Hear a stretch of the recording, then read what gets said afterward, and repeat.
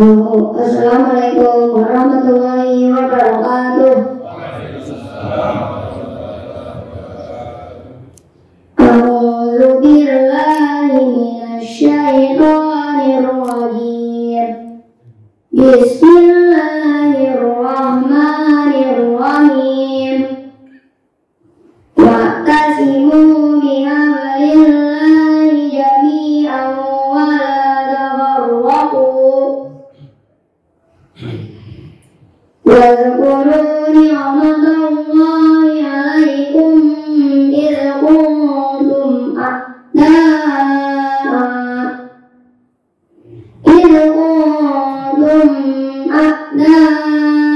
fa'alafa baina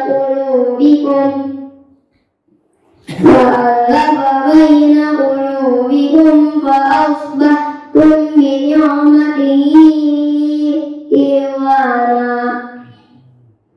وكنتم على شفا حفرة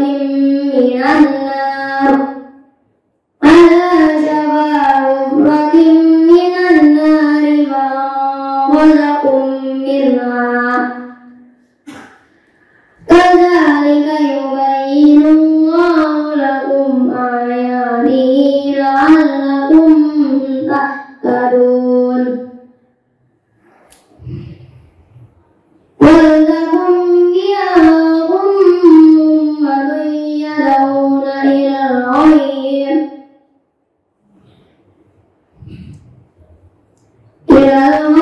ويأمرون بالمعروف وينهون عن المنكر وأولئك هم المفلحون. ولا تكونوا كالذين تفرقوا واختلفوا من بعد ما جاءهم البينات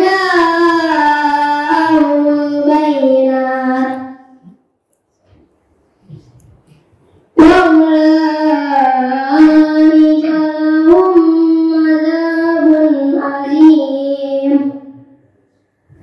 صدق الله العظيم. Wassalamualaikum warahmatullahi wabarakatuh.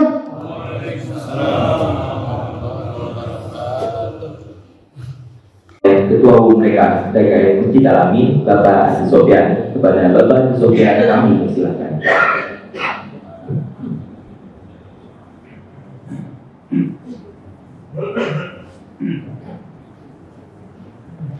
Assalamualaikum warahmatullahi wabarakatuh. Saudara Bapak Ibu sekalian, karena jamaah kita masih menuju ke Masjid Al-Amin, untuk itu kami mengharapkan bagi bapak-bapak yang ada di dalam masjid untuk merapatkan safnya dulu, Pak. Maju ke depan. Wallahu akbar. Subhanallah walhamdulillah wa la ilaha illallah wallahu akbar. Alhamdulillah, teman-teman sekalian, lewat ibu klinik ini kita bisa saling bersilaturahim, saling berkenal, karena salah satu misi mengadakan subuh klinik kita bisa bersilaturahim. Dalam satu hadis kata Rasulullah, Allah cinta dengan orang yang saling mengunjungi, Allah cinta dengan orang yang saling bersilaturahim. Diceritakan dalam satu hadis, ada seseorang yang ingin menuju ke suatu tempat untuk berkunjung ke rumah saudaranya. Kemudian di tengah jalan Allah mengutus malaikat. Malaikat itu bertanya kepada orang tersebut, wahai sekolah, kamu mau kemana? Saya menuju ke satu kalon. Jadi kalau di kalon, kalon kosong pulang berisi bayar sukarela. Mungkin ada mesin yang menyiapkan beras, tabungan beras ya, beras atau apapun. Masing-masing kita punya program yang luar biasa yang bisa bermanfaat. Dan mungkin yang lebih penting bahwa sekalian kita lihat saat ini, alhamdulillah masjid kita sudah makmur. Bagaimana kita memakmurkan masyarakat di sekitar masjid kita? Mungkin ada rumah kita atau tetangga masjid kita yang kondisinya membutuhkan bantuan, maka harapan kita masjid adalah menjadi solusi untuk memberi bantuan-bantuan menyelesaikan permasalahan-permasalahannya. Mudah-mudahan oleh sekarang banyak orang yang memang ekonomi tergelincir, yang mungkin mudah-mudahan masjid-masjid kita bisa sebagai solusi minimal zakatnya atau dengan berjamaah kita bantu menyelesaikan solusi kita yang membutuhkan biaya hidupnya. Mudah-mudahan dengan Bismillahirrahmanirrahim. Assalamualaikum warahmatullahi wabarakatuh.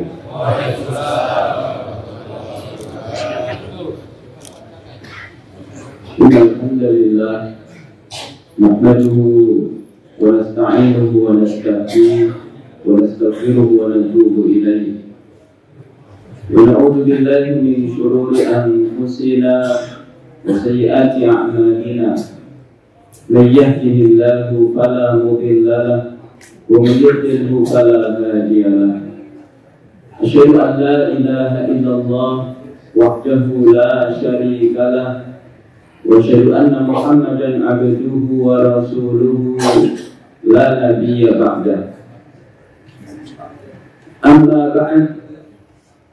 فقال الله عز وجل في كتابه الكريم أعوذ بالله من الشيطان الرجيم فاستقم كما أمرت ومن تاب معك ولا تطغوا إنه بما تعملون بصير.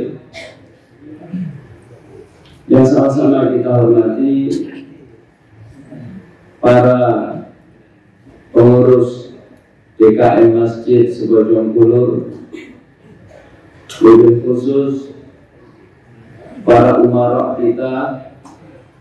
Tadi disebutkan ada anggota Dewan Provinsi kita, Al-Mukarram Al-Ustaz Muhammad Iksan, kemudian Bapak Kepala Desa Bojongkulur Al-Mukarram Al-Ustaz Firmansyah, para tokoh masyarakat yang tidak dapat saya sebutkan satu persatu namanya, hadirin hadirat yang semoga semuanya dimuliakan oleh Allah Subhanahu wa taala.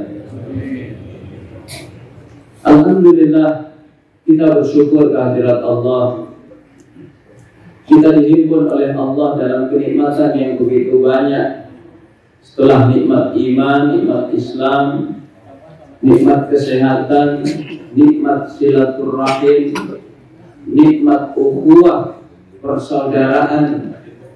Semoga kenikmatan-kenikmatan ini senantiasa dijaga oleh Allah dalam kehidupan kita, dan semoga kita semuanya diberikan keistiqomahan oleh Allah hingga akhir hayat kita, sehingga insya Allah kita semuanya kelak menghadap Allah dalam keadaan husnul khatimah. Salawat dan salam tidak lupa kita haturkan kepada suri tauladan kita, Rasulullah Muhammad sallallahu alaihi wasallam, pada keluarga, para sahabat. Mudah-mudahan kita dimudahkan oleh Allah menghidupkan sunnah-sunnah beliau, dan semoga kita kelak di hari kiamat meraih syafaat beliau. Jemaah dimuliakan oleh Allah, tadi saya berangkat dari rumah agak ragu-ragu. Ini subuh keliling, gerimis-gerimis, apa iya ada jamaahnya? Tapi Masya Allah, anggapan saya salah. Begitu sampai Masjid Al-Amin, penuh, bahkan tidak muat. Bagian dalam penuh, bagian luar penuh. Maka ini isyarat, ya, insya Allah Masjid Al-Amin akan naik 2 lantai.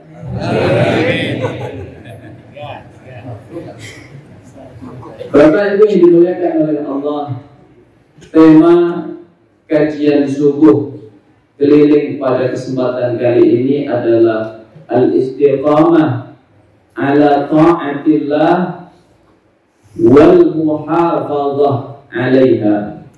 Istiqamah di atas ketaatan kepada Allah dan bagaimana kita menjaganya.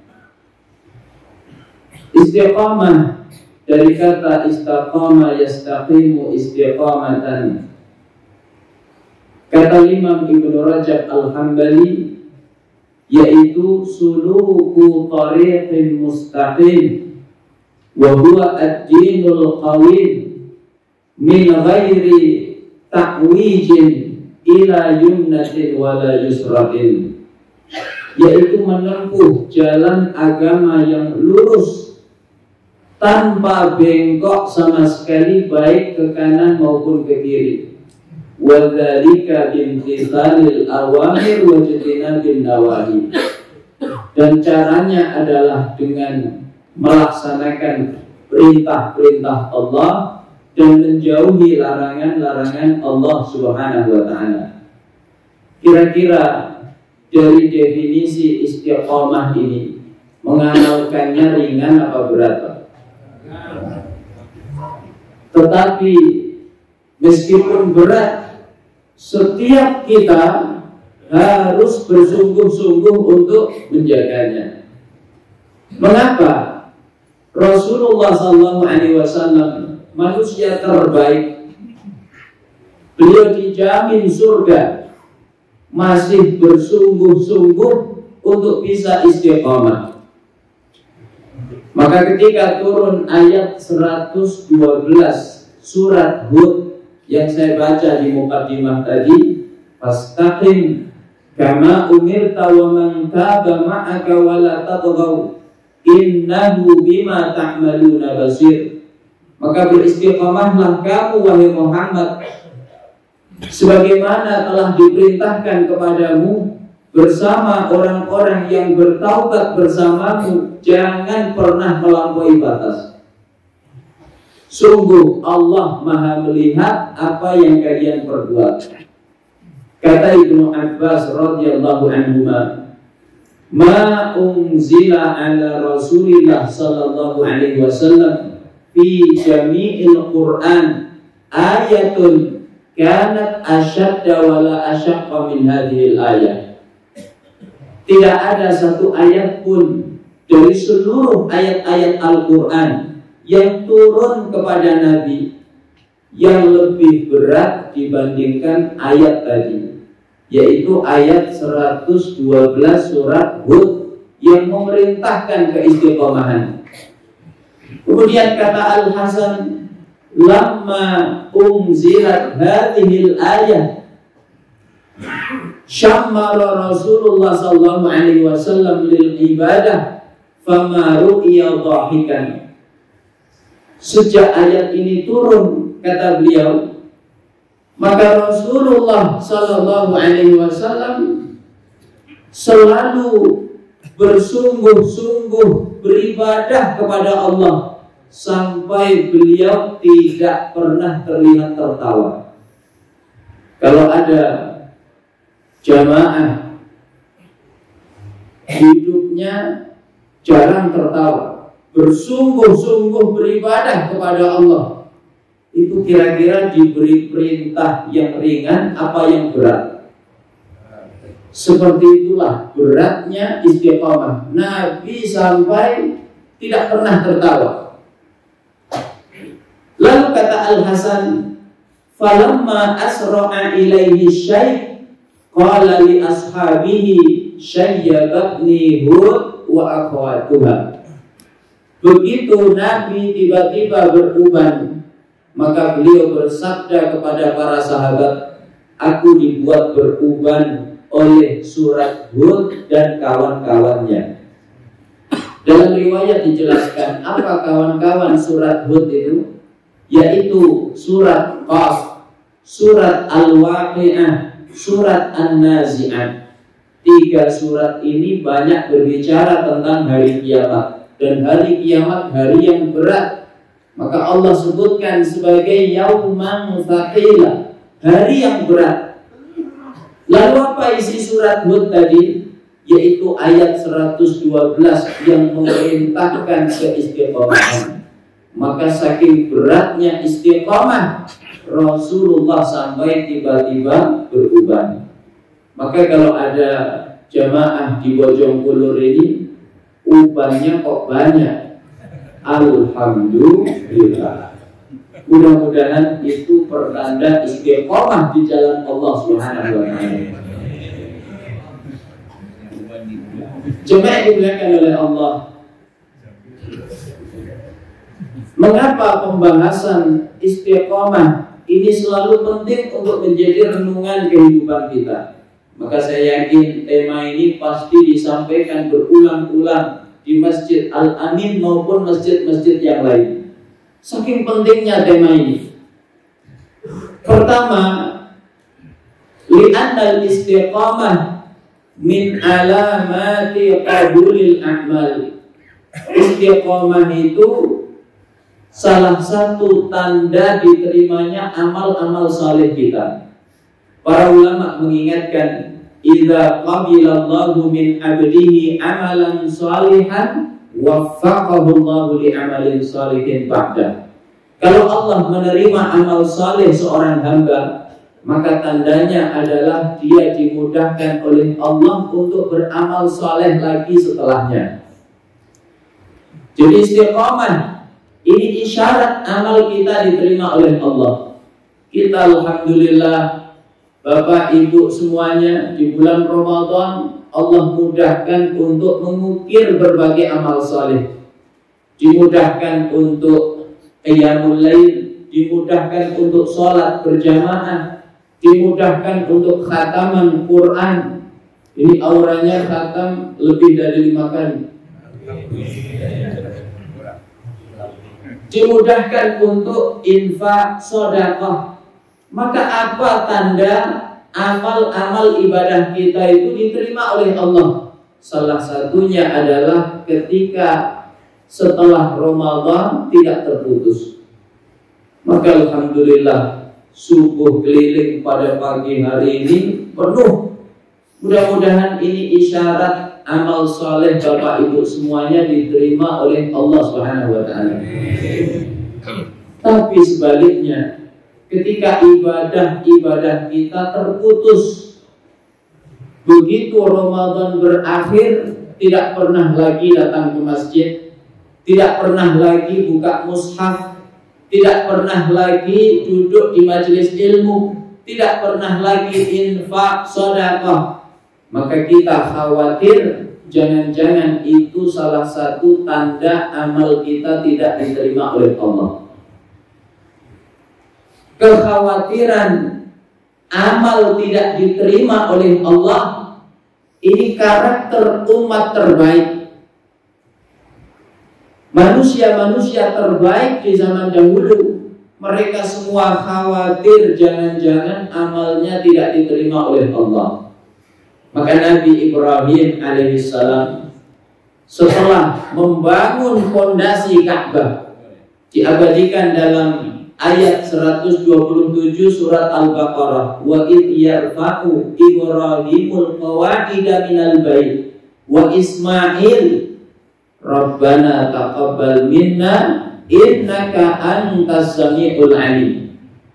Ingatlah ketika Nabi Ibrahim membangun fondasi Ka'bah, meninggikan fondasi Ka'bah bersama putranya Ismail, maka beliau berdoa, Rabbana taqabbal minna innaka antas samiul alim. Ya Allah, terimalah amal-amal kami, sungguh Engkau zat yang maha mendengar lagi maha mengetahui. Ketika Syekh bin Baz menjelaskan ayat ini, beliau menangis.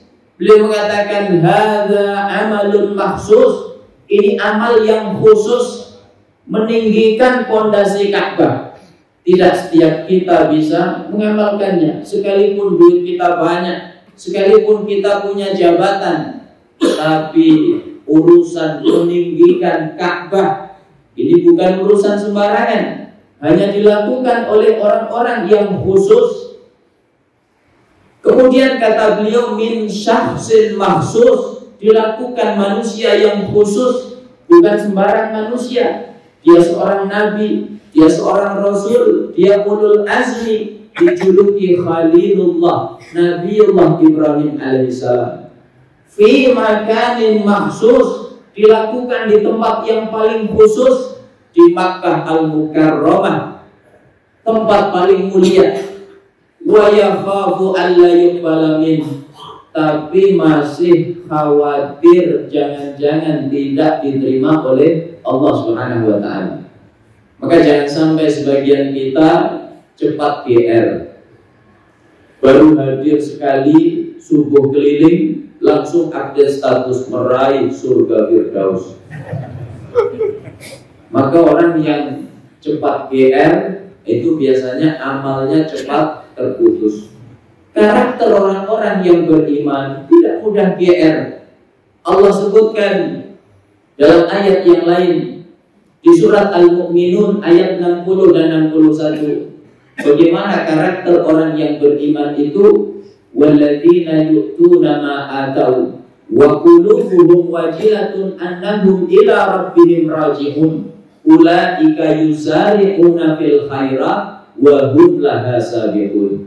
Orang-orang yang beriman adalah mereka yang setelah memberikan apa yang mereka berikan, maksudnya beribadah secara maksimal, setelah dia puasa, setelah dia qiyamul lail, setelah dia khatamkan Quran, setelah dia infak, sedekah, iktikaf di masjid, maka hati mereka dipenuhi rasa takut karena mereka sadar akan dikembalikan kepada Allah.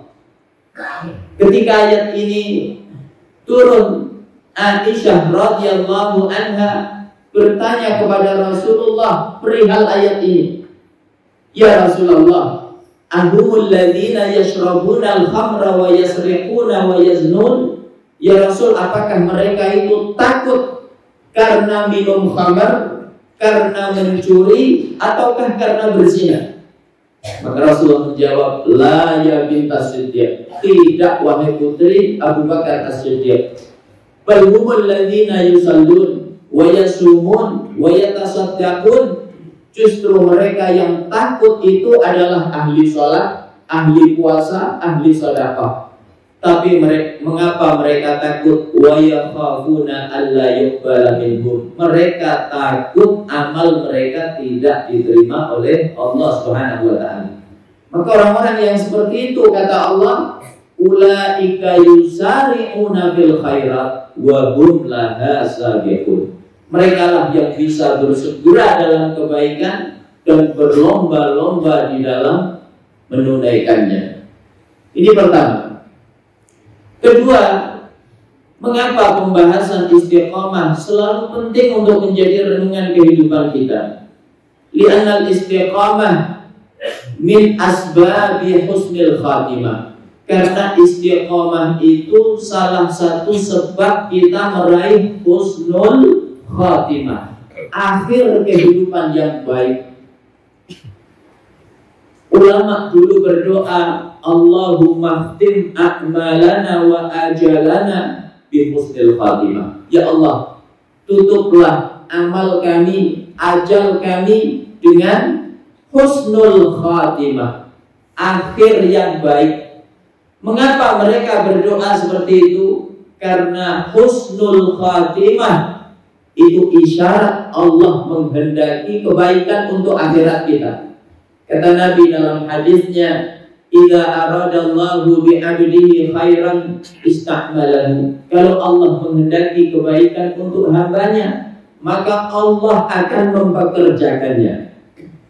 Sahabat bertanya, qila kaifa yasta'miluhu ya Rasulullah? Apa maksud Allah mempekerjakannya? Kata Nabi, yuwaffiquhu li amalin salih qabla mautih. Allah tolong dia untuk bisa beramal saleh sebelum wafatnya. Maka kalau ada orang diwafatkan saat beribadah kepada Allah, saat sholat, saat tilawah Al-Quran, saat berzikir, maka itu isyarat Allah menghendaki kebaikan untuk akhiratnya. Bagaimana meraih itu? Yaitu dengan istiqomah. Ulama membuat kaidah yang banyak berlaku di tengah kehidupan manusia. Kaidah itu berbunyi, man asya ala syai' mata alaihi. Siapa yang hidupnya membiasakan sesuatu, maka Allah akan wafatkan dia di atas kebiasaannya. Yang ahli sholat, insya Allah wafat saat sholat. Yang ahli tilawah Quran, insya Allah wafat saat baca Quran. Yang ahli ngaji, insya Allah wafatnya saat ngaji. Ini sunnatullah yang banyak berlaku di tengah kehidupan manusia. Sejarah memberitahu kita, ada ulama ahli hadis namanya Imam Abu Zur'ah Ar-Razi. Beliau sangat mencintai hadis-hadis Nabi, mendakwahkannya di dalam kehidupan beliau. Maka ketika beliau mengalami ihtibar, kondisi yang dekat dengan kematian, murid-muridnya yang juga sudah menjadi ulama mendampinginya. Muridnya sungkan untuk mentalqin sang guru dengan kalimat La ilaha illallah. Mengapa sungkan? Karena yang mau wafat ini ulama besar, bukan sembarang orang. Masa ia diajari sekedar membaca La ilaha illallah? Tapi karena ini sunnah Nabi yang harus ditunaikan, murid-muridnya kemudian berinisiatif. Begini saja, guru kita sangat mencintai hadis-hadis Nabi. Ayo kita bacakan hadis tentang keutamaan mengucapkan La ilaha illallah di akhir hayat. Maka dibacakan lengkap beserta sanadnya. Haddatsana fulan, haddatsana fulan, haddatsana fulan. Belum selesai sanad dibaca, maka beliau yang sudah lemah kondisinya minta dibantu untuk duduk. Langsung merespon sanad-sanad hadis tadi. Begitu orang yang mencintai hadis Nabi, baru dibacakan sanadnya, langsung merespon, langsung nyambung. Seperti sebagian orang yang suka musik.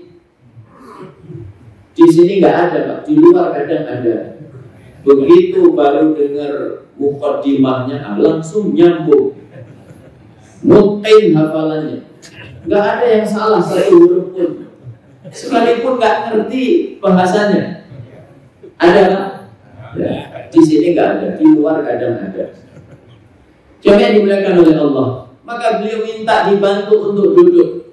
Beliau lanjutkan sanad hadis yang belum selesai tadi. An Mu'adz bin Jabal radhiyallahu anhu qala Rasulullah sallallahu alaihi wasallam, man kana akhiru kalamihi la ilaha illallah.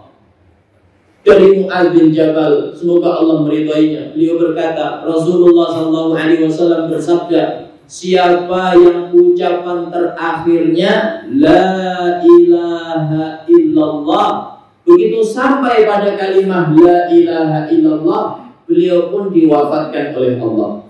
Apa kelanjutan hadis yang terputus tadi? Dakhalal jannah, dia masuk surga. Mengapa ada orang wafat dalam keadaan begitu indah? Tidak hanya membaca kalimat La ilaha illallah, tapi berikut hadisnya. Karena semasa hidup mencintai hadis-hadis Nabi, mendakwahkannya di sepanjang kehidupannya, maka wafatnya pun saat berinteraksi dengan hadis. Sebaliknya, orang yang membiasakan maksiat kepada Allah, maka hati-hati, jangan-jangan nanti ditutup kehidupannya saat bermaksiat kepada Allah Subhanahu wa taala. Imam Ibnu Qayyim banyak mengisahkan tentang itu. Ada orang ditalqin La ilaha illallah, sebuah kalimat yang ringan di lisan. hanya membutuhkan gerakan lisan, tidak butuh bantuan bibir. Itu rahmat dari Allah, karena terkadang orang ketika mengalami sakaratul maut, dia mengalami sesuatu yang berat. Saking beratnya bibirnya tidak bisa digerakkan, maka dia masih bisa ucapkan la ilaha illallah hanya dengan lisannya. Tapi ada orang ditalqin kalimah ini, lisannya kaku, tidak bisa mengikutinya. Maka ditelusuri, ternyata dia gemar minum khamar.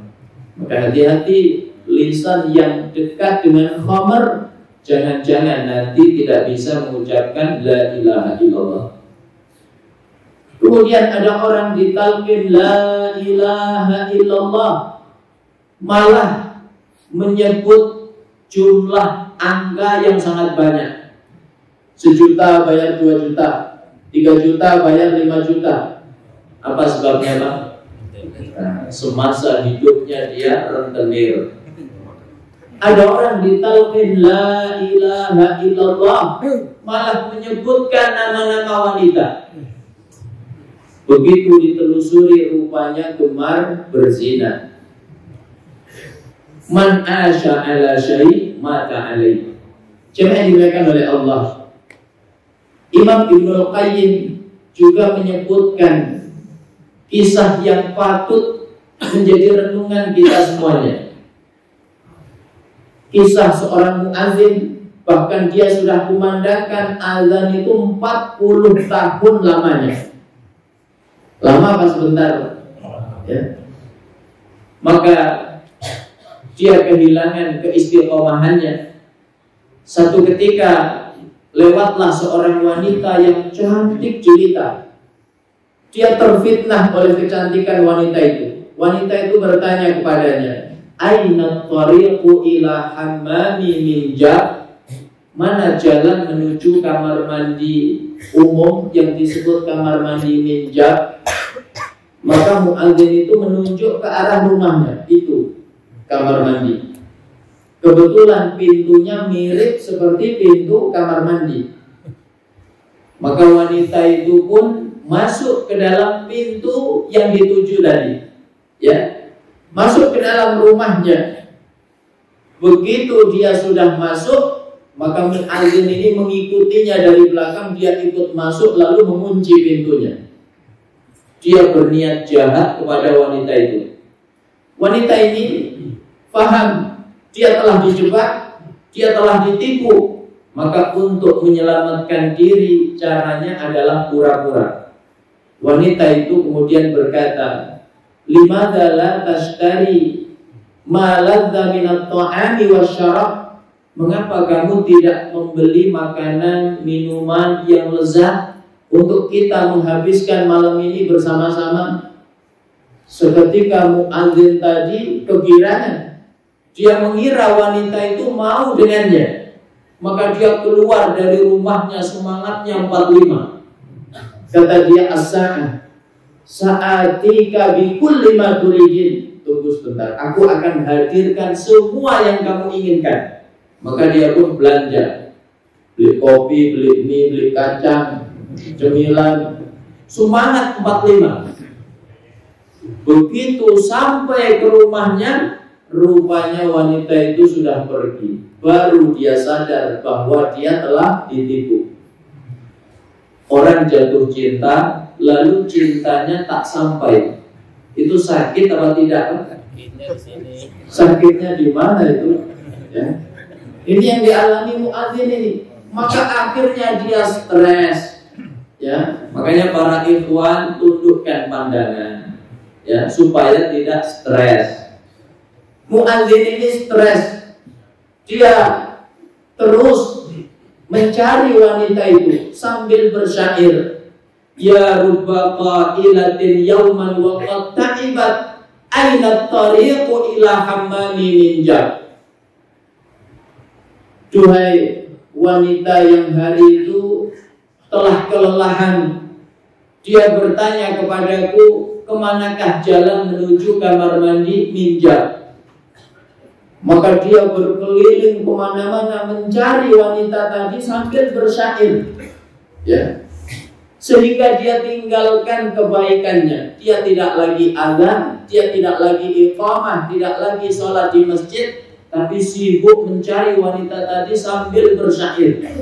Maka hati-hati para pengurus masjid, kalau ada muadzin hilang tanpa kabar. Jangan-jangan kecantol. Jangan dimuliakan oleh Allah. Ini terjadi berbulan-bulan lamanya. Kisah tentang muadzin itu kemudian viral. Orang mengambil pelajaran. Ada muadzin stres gara-gara wanita. Sampai ketika muadzin itu didatangi sakaratul maut, dia ditalqin la ilaha illallah. Dia tidak bisa mengikuti kalimat itu. Dia terus mengucapkan syair tadi. Ya rubba qailatin yawman wa qad ta'ibat aina tariqu ila hammami min jab. Sampai akhirnya dia pun meninggal dunia mengucapkan syair tadi. Coba dimuliakan oleh Allah. Lisan itu cermin hati.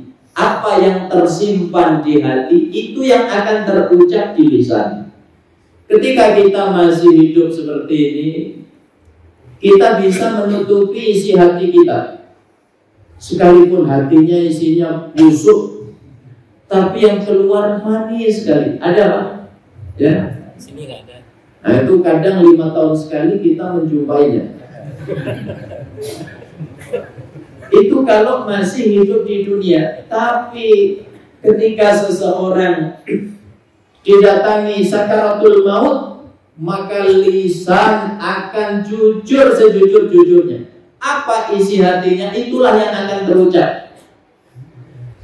Yang isinya duit, yang akan keluar juga kalimah-kalimah tentang duit, ya. Maka hati-hati, jangan kita penuhi hati kita dengan lagu. Jangan nanti ketika ditalqin la ilaha illallah yang keluar uj hotahai, ya. Hari itu lisan akan jujur sejujur-jujurnya. Apa yang tersimpan di hati itulah yang akan terucap, ya. Ini yang kedua. Jadi istiqamah itu sebab meraih husnul khatimah. Yang ketiga, jemaah dimuliakan oleh Allah, mengapa pembahasan tentang istiqamah selalu penting menjadi renungan kehidupan kita? Li'annal istiqamah sababus sa'adah fid dunya wal akhirah. Istiqamah itu sebab kebahagiaan, kesuksesan dari sejak dunia sampai akhirat. Urusan dunia kalau istiqamah, Allah akan berikan kesuksesan, ya. Bapak misalnya buka toko, istiqamah, ya. Buka jam sekian, tutup jam sekian. Maka lambat laun pelanggannya tambah banyak apa tidak? Tambah banyak. Setelah setahun, 2 tahun buka cabang. Tahun kelima cabangnya sudah 3, ya. Lambat laun akan sukses. Ini urusan dunia. Urusan ibadah, urusan akhirat, kalau istiqamah juga akan Allah berikan kesuksesan. Istiqamah memakmurkan rumah Allah. Istiqamah sholat berjamaah. Istiqamah duduk di majelis ilmu. Ini penting.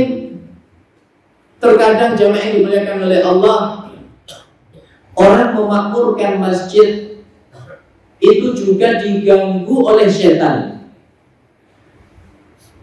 Setan mengganggu orang-orang yang ahli masjid, terkadang tidak dengan syahwat. Karena kalau diganggu dengan syahwat, mereka langsung paham, langsung beristighfar, mohon ampun kepada Allah, langsung baca ta'awudz. Ini kerjaan setan. A'udzubillahi minasyaitonirrajim. Jamaah masjid tiap pekan ngaji, sebulan sekali hadir subuh keliling, Nggak mungkin diganggu dengan judi online, diganggu dengan zina, digoda dengan khamr. Nggak mempan. Langsung tahu ini tipuannya setan. Maka kata Imam Al-Ghazali, ahli masjid terkadang disesatkan oleh setan dengan syubhat, ya, tipuan-tipuan. Termasuk tipuan yang harus kita waspadai, tipuan berupa perpecahan, susah rukun atas nama menegakkan kebenaran.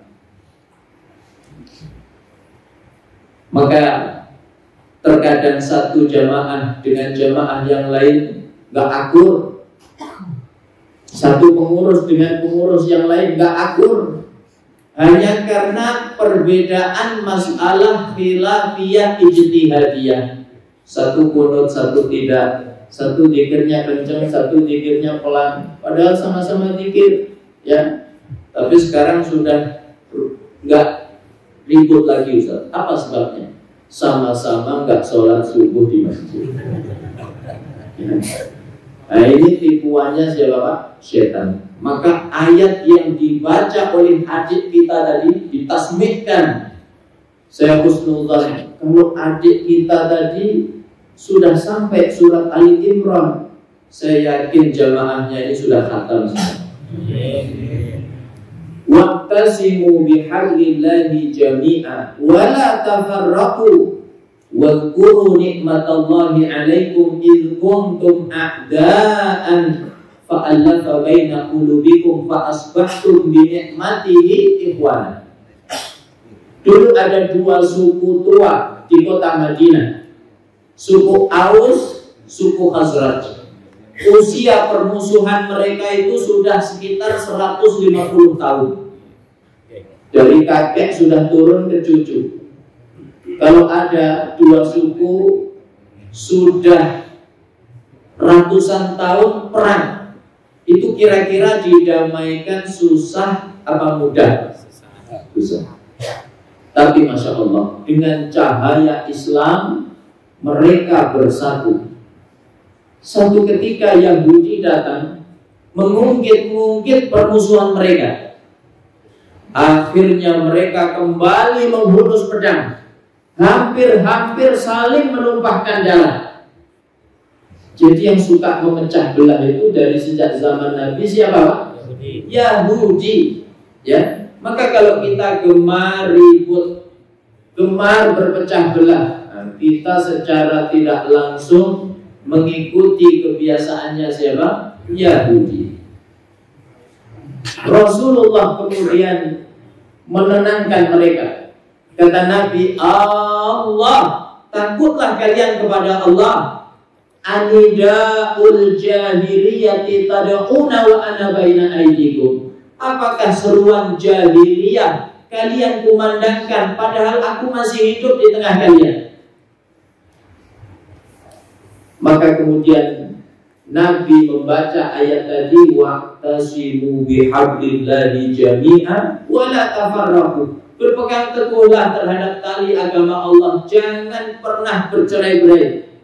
Wadhkuru ni'matallahi 'alaikum id kuntum a'da'an fa'alafa baina qulubikum fa asbahtum bi ni'matihi ikhwana.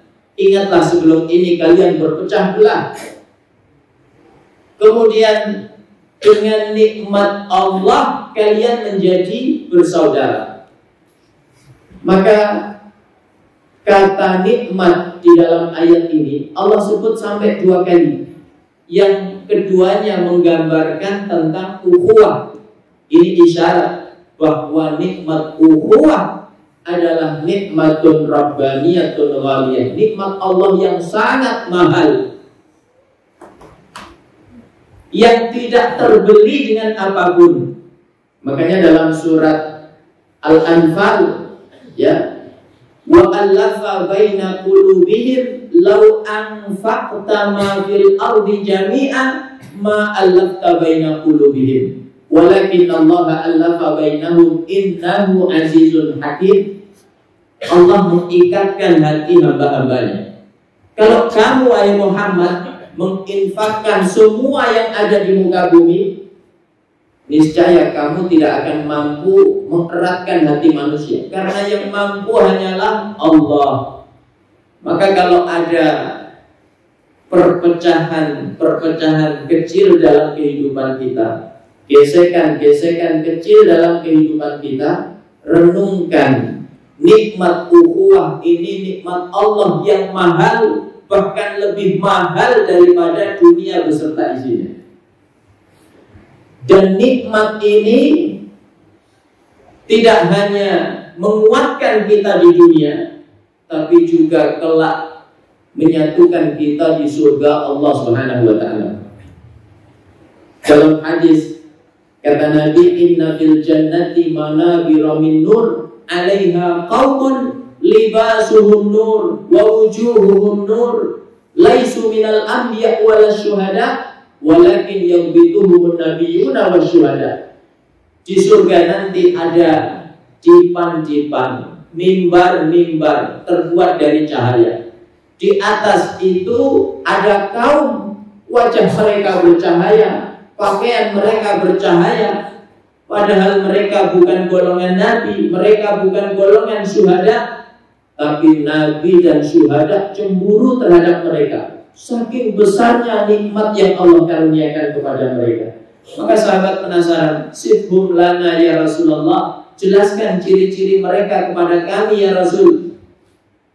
Kata Nabi, humul mutahabbuna fillah wal mutaakhuna fillah wal mutazawiruna fillah. Mereka orang yang saling mencintai karena Allah, bersaudara karena Allah, dan berkunjung satu sama lain karena Allah Subhanahu wa taala. Makanya majelis seperti ini penting. Mudah-mudahan majelis seperti ini kelak menjadi kendaraan kita bersama untuk meraih surga Allah Subhanahu wa taala. Jadi untuk sukses akhirat juga butuh istiqomah, ya. Jemaah dimuliakan oleh Allah, setelah kita paham pentingnya keistiqomahan, ya, terakhir bagaimana cara kita meraihnya. Yang pertama yaitu dengan al-isti'anah billahi azza wa jalla, minta pertolongan kepada Allah. Seorang mukmin selalu yakin seluruh kesuksesannya itu semata-mata karena pertolongan Allah, baik dari aspek duniawi maupun ukhrawi. Bapak, ibu sukses membangun bisnis, membangun usaha, sehingga perusahaannya besar, cabangnya di mana-mana, di dalam negeri ada, di luar negeri ada. Ya, orang menyebutnya, oh perusahaannya itu raksasa, saking besarnya. Maka tanamkan di hati, itu karena pertolongan Allah. Bapak ibu sukses membangun rumah tangga sehingga sakinah, mawaddah, warahmah. Anak-anaknya soleh, solehah, hafid, hafidah. Maka tanamkan di hati, itu semata-mata karena pertolongan Allah. Termasuk ketika sukses dari sisi ukhrawi, bisa sholat 5 waktu di masjid, bisa duduk di majelis ilmu rutin, bisa khatamkan Quran, bisa infak, sedekah. Tanamkan di hati, itu juga semata-mata karena Allah Subhanahu wa ta'ala. Ketika kita meyakini itu, itulah awal keistiqomahan. Karena Allah pasti akan menolong kita, Allah akan membersamai kita, Allah akan terus membimbing kehidupan kita.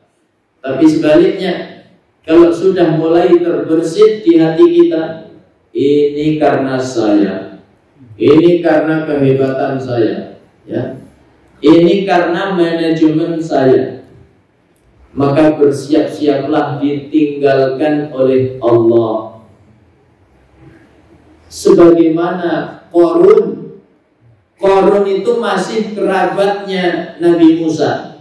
Inna Qaruna kana min qaumi Musa fabagha alaihi. Begitu disebutkan dalam surat Al-Qasas dari ayat 76 dan seterusnya. Qarun itu masih kaumnya Nabi Musa. Dalam tafsirnya dijelaskan ibnu ammihi, anak pamannya Nabi Musa. Anak paman itu apa, Pak? Sepupu. Sepupu itu dekat apa jauh? Dekat. Qarun sebelumnya miskin, gak punya apa-apa, maka minta didoakan Nabi Musa supaya Allah beri kekayaan. Maka diijabah oleh Allah. Allah beri kekayaan yang berlimpah ruah. Sampai kata Allah, wa atainahu minal kunuzi ma inna mafatihahu latanu bil usbati ulil quwwah. Kami berikan kepada Qarun perbendaharaan harta yang sangat banyak, yang kunci-kuncinya saja terasa berat dipikul oleh sekelompok orang-orang yang kuat. Itu baru kuncinya, belum hartanya. Maka Qarun menyandarkan semua kesuksesannya kepada dirinya. Qala innama utituhu ala ilmin indi. Aku meraih semua kekayaanku ini karena ilmuku, karena kecerdasanku, karena manajemenku, karena aku. Apa yang terjadi kemudian? Fa khasafna bihi wa bidarihil ard. Kami benarkan Qarun beserta rumahnya, beserta hartanya ke dalam perut bumi. Khasaf bahasa modernnya itu likuifaksi. 2018 yang lalu terjadi bencana dahsyat, diawali gempa, disusul tsunami, ditutup likuifaksi. Di mana itu, Pak? Ya. Maka semua tinggal cerita. Komplek perumahan yang dulunya padat penduduk, ya, ditelan bumi habis, tinggal cerita. Yang selamat berkata, rumah saya dulu kalau tidak salah di sini, rumahnya 2 lantai, mobilnya 2, hilang entah kemana. Itulah musibah yang dulu Allah timpakan kepada Qarun. Makanya kalau kita gali tanah hari ini, nemu sebongkah emas, maka tetangga-tetangga kita bilang itu hartanya siapa, Pak? Qarun. Itu bahayanya ketika manusia ditinggalkan oleh Allah karena menyandarkan kesuksesannya pada dirinya. Maka Rasulullah takut kalau ditinggal oleh Allah. Beliau berdoa, ya hayyu ya qayyum birahmatika astaghith, Allahumma aslih li sya'ni kullah wa la takilni ila nafsi tarfata ain. Wahidat yang maha hidup, wahidat yang maha berdiri, dengan rahmatmu aku meminta tolong. Ya Allah, perbaikilah segala urusan kehidupanku. Jangan pernah engkau tinggalkan aku meskipun hanya sekejap mata. Ya. Ini pertama. Kedua, jemaah yang dimuliakan oleh Allah, bagaimana kita meraih keistiqomahan, yaitu dengan al-mujahadah, bersungguh-sungguh. Segala bentuk ketaatan sekalipun berat itu bisa diraih dengan mujahadah. Contoh, Pak, qiyamul lail, sholat tahajud, ringan apa berat? Ya. Ringan apa berat? Ya. Kalau jamaah subuh keliling ringan. Kalau bagi orang luar sana ringan apa berat, Pak? Ya, berat. Padahal kalau sekedar bangun malam semua orang bisa. Saya tanya, Pak, pasar terdekat dari sini itu pasar apa? Pasar Pocong. Ya. Itu kira-kira aktivitasnya dari jam 8 pagi atau dari tengah malam sudah aktivitas? Tengah malam sudah aktivitas. Kalau malam Ahad, Pak, di Bojongkulur ini ramai apa sepi? Ramai. Makin malam makin ramai. Kalau ada pertandingan bola Indonesia melawan Uzbekistan, ya, meskipun hasilnya pahit, digelar tengah malam. Itu kira-kira yang nonton sedikit atau banyak, Pak? Banyak, ya. Jadi bangun malam mudah, tapi untuk beribadah kepada Allah, qiyamul lail itu berat. Maka orang yang dicintai oleh Allah adalah yang memperjuangkan ibadah sekalipun berat dengan mujahadah. Ajiba Rabbuna min rajulin tharin an wita'ihi wa lihafihi min baini hizbihi wa ahlihi. Allah itu kagum kalau ada orang sanggup bangun malam meninggalkan semua kenikmatan dunianya, kasurnya yang empuk, selimutnya yang hangat, orang-orang tercintanya, istrinya, suaminya, apalagi pengantin baru ditinggal, anak-anaknya ditinggal demi mencari kenikmatan di sisi Allah. Maka Allah membanggakannya di hadapan para malaikat. Kata Allah, unzuru ila abdi hadza. Wahai malaikatku, lihat hambaku yang ini. Nah, lihat jamaah subuh keliling sebojong bulur itu. Lihat, ya. Sara'an lihabihi wa wita'ihi min baini hibbihi wa ahlihi yabtaghi mimma indi. Dia sanggup bangun malam meninggalkan semua kenikmatannya demi mencari kenikmatan di sisiku. Makanya suami istri yang didoakan oleh Nabi dengan rahmat Allah itu siapa? Yang bersungguh-sungguh untuk beribadah kepada Allah sekalipun berat. Kata Nabi, rahimallahu rajulan, semoga Allah merahmati seorang suami. Qama minal laili fa shalla, dia bangun malam lalu salat. Tsumma ayqadha ahlahu, lalu dia bangunkan istrinya. Jadi perhatikan urutannya, Pak. Bangun dulu, ya, tentu wudu, kemudian ganti baju yang bagus. Nah, kemudian sholat. Setelah itu baru bangunkan istrinya. Seorang istri kalau dibangunkan suaminya sudah ganteng, sudah pakai baju koko, peci, sudah ada bekas sujud di dahinya, bercahaya wajahnya, kira-kira dibangunkan semangat atau tidak? Semangat. Tapi kalau suami baru merem-melek, mata masih belepotan, ya, wajah masih nggak karu-karuan, sudah bangunkan istrinya, maka istrinya pun merespon dengan sama, merem-melek. Akhirnya dua-duanya sepakat merem lagi. Jadi urutannya bangun, sholat, baru bangunkan pasangan kita. Kemudian kata Nabi, fa'in abad nadhaha fi wajhil ma. Kalau istri berat untuk bangun, ya, karena kecapean masak acara subuh keliling, maka capek, ya, berat bangun qiyamul lail, maka suami tidak menyerah. Suami memercikkan air ke wajah istrinya. Berapa banyak, Ustaz? Jangan banyak-banyak, kasihan. Cukup satu gayung saja. Sebaliknya kata Nabi, wa rahimallahu ra'atan, semoga Allah merahmati seorang istri qamat minal laili fa shalat, dia bangun malam lalu dia sholat. Tsumma ayqadat ahlaha, lalu dia bangunkan suaminya. Fa in aba, kalau suaminya enggan untuk bangun, berat, masih pengantin baru, ya, apakah istrinya menyerah? Tidak, ya.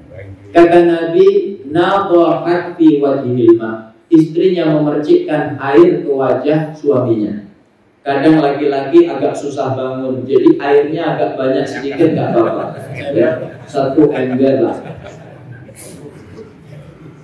Jadi yang dicintai oleh Allah yang mujahadah dalam rangka ibadah kepada Allah.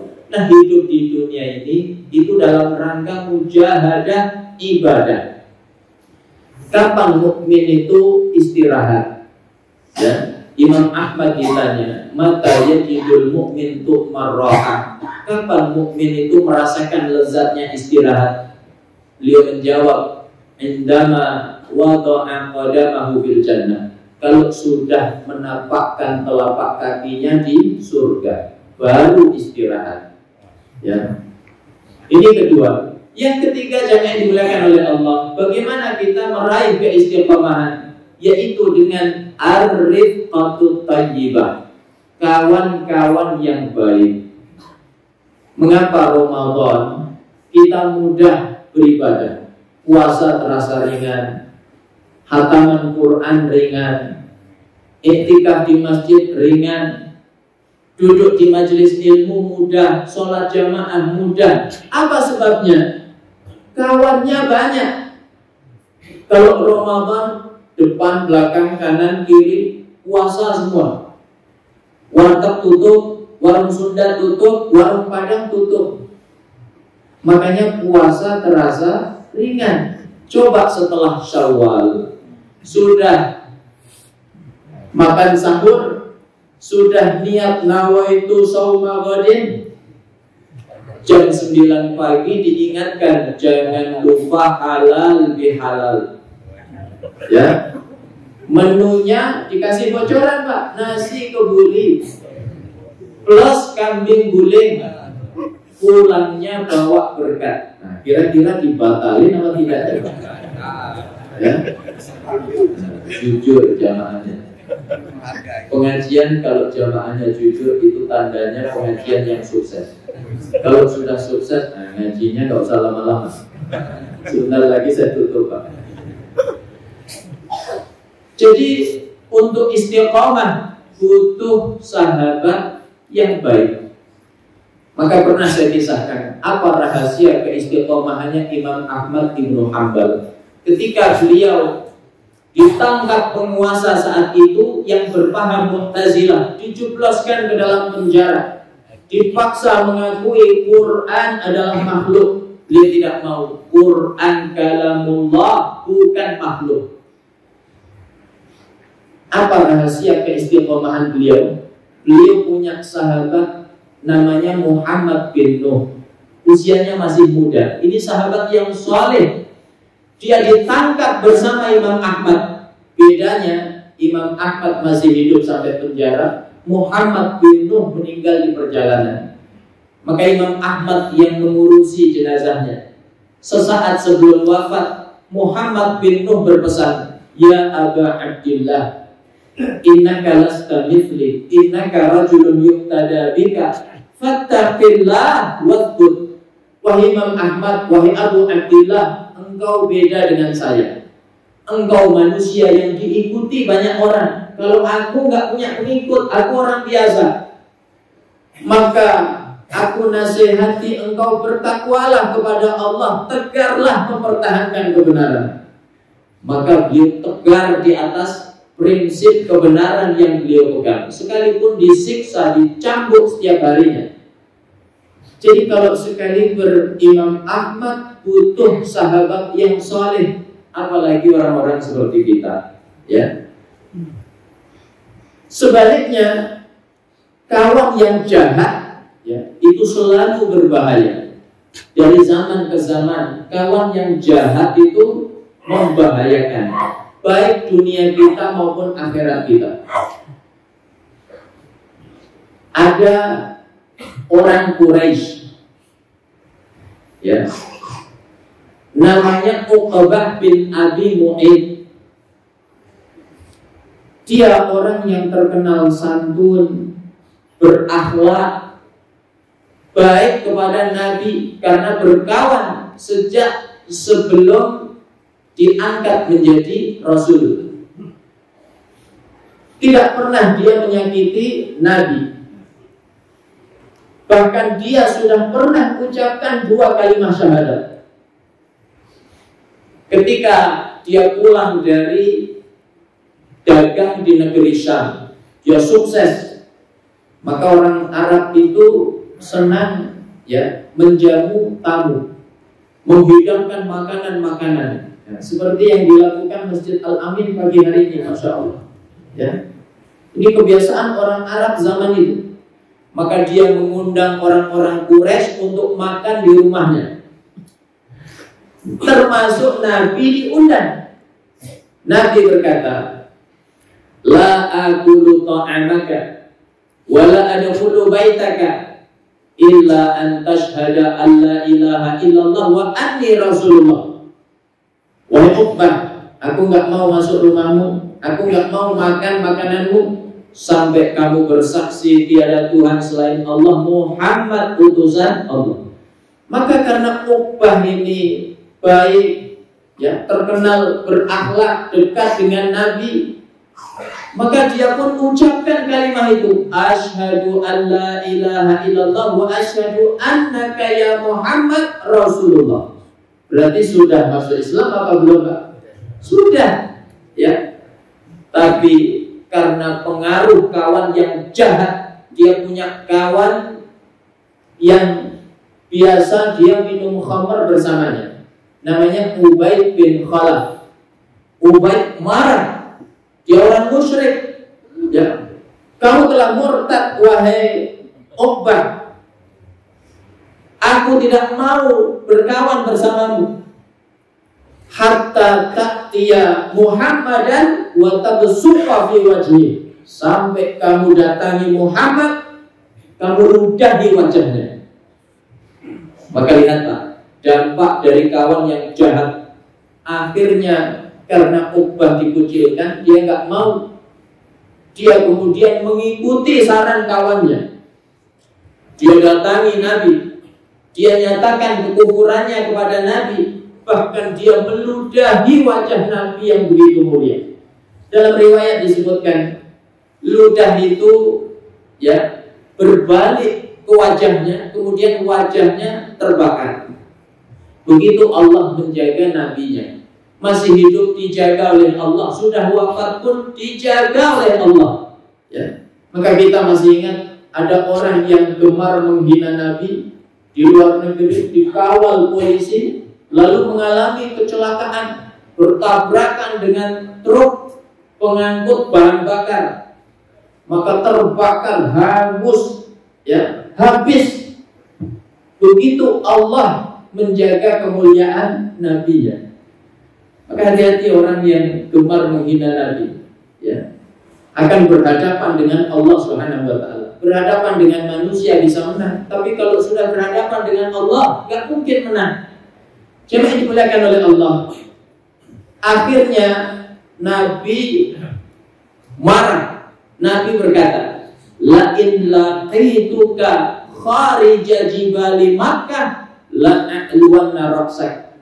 Hei Uqbah, kalau aku berjumpa denganmu di luar Makkah, aku penggal kepalamu. Konfrontasi pertama kaum muslimin dengan orang musyrik itu perang apa, Pak? Badar. Terjadi di tahun kedua Hijriah, di bulan Ramadan. Maka Ubaid bin Khalaf mengajak Uqbah bin Abi Mu'ayyid, ayo ikut perang. Maka Uqbah pun semangat. Iya, Muhammad pernah bilang, kalau ketemu aku di luar Makkah, dia mau penggal leherku. Sekarang aku mau buktikan, aku yang akan penggal lehernya. Jemaah yang dimuliakan oleh Allah, Ubaid menyarankan Uqbah supaya memakai kendaraan unta merah yang terkenal larinya cepat, sehingga ketika kalah bisa melarikan diri. Rupanya ketika kaum musyrikin mengalami kekalahan, untanya Uqbah Allah takdirkan nempel kakinya di tanah, nggak bisa berjalan. Akhirnya Uqbah ditangkap menjadi tawanan. Maka sebagian tawanan ada yang ditebus, ya, ada yang dibebaskan, sebagian dipenggal, termasuk siapa? Uqbah bin Abi Mu'ayyid. Dia menyesali keadaannya, dia minta maaf, dia berkata, aku masih punya anak-anak yang masih kecil, bebaskan aku, biarkan aku ditebus oleh keluargaku. Kata Nabi, la, tidak, li'annaka azaitallaha wa rasulah, karena kamu menyakiti Allah dan Rasulnya. Maka Rasulullah perintahkan Al-Buju hari itu Asim bin Thabit untuk memenggal lehernya. Maka Allah menurunkan ayat 27, 28 ya 29 di surat Al-Furqan, wa yawma ya'addu dhalimu ala yadayhi yaqulu ya laitani ittakhadtu ma'ar rasuli sabila ya wailata laitani lam attakhidh fulanan khalila laqad adallani 'ani dzikri ba'da idh ja'ani wa kana asyaitanu lil insani khadula. Nanti terjemahannya dibaca sendiri, Pak. Terakhir, ya, bagaimana kita meraih keistiqomahan, yaitu dengan at-tawassut wal i'tidal fil amal, pertengahan dalam beramal, tidak ekstrim sekalipun niatnya baik.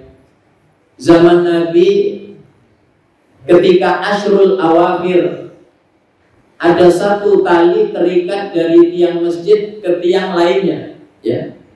Maka Nabi bertanya, "Ma hadzal habl?" Ini tali untuk apa? Miliknya siapa ini? Sahabat menjawab, "Hadza hablun li Zainab ta'allaqat bihi hina fatarat." Ini talinya Zainab ya Rasul. Dia berpegang dengan tali itu kalau sudah lelah. Maka setelah qiyamul lail berjam-jam, sekalipun ngantuk, lelah, tetap tegak berdiri karena disangga oleh tali. Semangat seperti ini bagus apa jelek, Pak? Bagus. Tapi itu berlebihan. Maka ditegur oleh Nabi, liyusalli ahadukum 'inda nasyatihi fa idza fatara falyarqud. Hendaknya kalian sholat kalau masih kuat. Kalau sudah tidak kuat ya istirahat. Ya, maka ngaji seperti ini juga ada waktunya. Ya, kalau sudah 6:30, apalagi sudah lewat, apalagi hidangan sudah siap, itu sudah waktunya ditutup. Jangan sampai jamaah subuh keliling sepojong kulur, bulan depan taubat nasuha. Inilah Bapak Ibu dimuliakan oleh Allah yang dapat saya sampaikan. Kalau ada yang benar semata-mata dari Allah, kalau ada yang salah ini kekhilafan saya mohon maaf yang sebesar-besarnya. Aqulu qouli hadza wa sallallahu ala nabiyyina Muhammad wa ala alihi wa sahbihi wa sallam walhamdulillahi rabbil alamin. Assalamualaikum warahmatullahi wabarakatuh.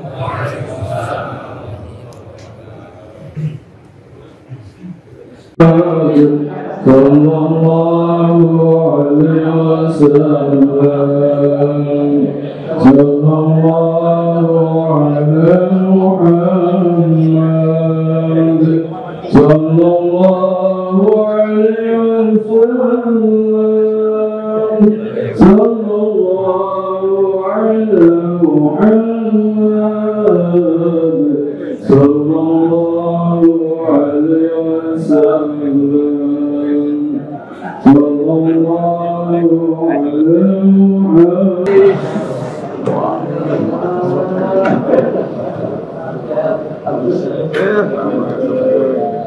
Kenal lagi.